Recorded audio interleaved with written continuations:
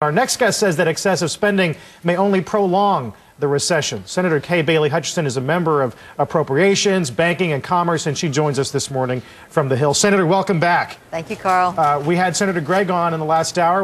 Joe asked him if he would give, on a scale from 1 to 10, what he gave the budget. He asked it, would it be above or below 5? I don't know if he was joking, but the senator said -3, -3. Would you say it's that bad? Oh, yes. We are in sticker shock here. We have spent more in the last 35 days than we spent in the last 7 years altogether in the federal government. I mean, this is just, it's just time for us to look at what we need to do going forward. And I think what we need to do is work with the banking institutions, get credit flowing, keep people in their homes, do mortgage workouts. And all of this spending is excess, and it is going to have a long-term impact that we're just getting deeper and deeper into. Right. I think people probably recognize the implications for the dollar and inflation and deficits in our kids and so forth. You've been making the argument lately that the spending not only is dangerous in that way, but also, as some people argue, there's this book about the Depression saying that it does nothing to repair things like unemployment down the road. Are you saying it's actually going to make unemployment worse? Well, I think what it does is extend out the problems that we're going to have. And my big concern, and I talked to Chairman Bernanke about it when he was at the Banking Committee this week, is inflation. If all of a sudden the foreign buyers of our debt say, you know, the risk is too great, we need a higher interest rate here, then what are we going to do? Then we're going to have inflation on top of what cannot possibly be the end of this problem in 2 years, and I think it will exacerbate what we're looking at. So I'm concerned about that, and I'm concerned about lengthening the problems that we have, because there are responsible cutbacks that we could make right now. We've got an omnibus appropriation bill going through that is higher. And what I suggested yesterday is, why don't we cut back in the areas where we just passed stimulus spending in this omnibus and start that process of bringing down the deficit? Unfortunately, I was told that the House wouldn't accept that at all, and we're going to move forward. I think it's time to kind of step back and take stock before we spend another $1 trillion. On taxes, Senator Gregg at least has acknowledged sort of what a lot of people acknowledge, and that is that they're going to have to go higher. Are you willing to give him that, the president, that is? Well, the president's going to make them go higher. I do not agree that they should go higher. You don't think the government just is in a situation now where we just need revenue, no matter how we get it? Well, I think we get revenue the way we've done it in the past that has been so successful, and that is tax cuts, which encourage the hiring of people, and that creates more revenue. Every major tax cut we've had in history has created more revenue, and I think that's the way to do it.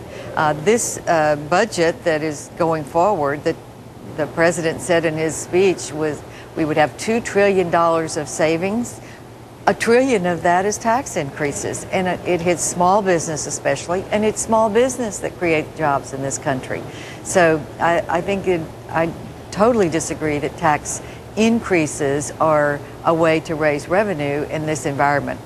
Senator, do you believe that it's necessary to postpone our nation's answers for health care because it costs too much? I do. I certainly do. And I think that, again, going into this nationalized health care, the universal health care, takes it out of the private sector, and again, that's jobs. You have the private sector involved in health care, and that is part of our economy. You start taking that out of the private sector, put it into government, more government spending and less private sector jobs. What is happening to our free enterprise system, what's happening to our whole economic system? This is a tsunami that we're looking at, and it's a change that is being made more and more permanent, and I think that's a great concern. You know, there have been some Republicans, Senator, who, especially after Governor Jindal's response the other night, said that the country is just not in a place that's going to respond to the same argument that you got to get government out of the way. There are no positive components in GDP other than government spending. and that the government is going to have to spend. Is the message you're giving, and certainly the one Governor Jindal gave the other night, just going to ring on deaf ears? Well, I think we have to have government spending where it has a target. The target should be creating jobs, keeping people in their homes, working out mortgages, all of this other stimulus that wasn't stimulus, these programs that are going to grow but have no stimulative effect, I think are a rifle shot. What we need is a shotgun. Right. I think what we need is that target that says, here is our goal. We're going to keep people in their jobs. We're going to give tax credits to people who will hire. The tax credits would be going to people to spend money. Who is going to spend $7.80 a month, which is the tax credit, up to $400? We call it the Burger King tax credit. I mean, that is just... We tried it last year at $600 and it didn't work. So how could we possibly think that that is going to make the difference that will spur spending that will then create a boost in the economy? I think we need to spend government money wisely, but this is not wise. Right. Those stimulus checks seem like a lifetime ago, Senator. Good to talk to you as always. Thank you very much, Senator Carl. Kate Bailey Hutchison. Jeff. Yes, Justice.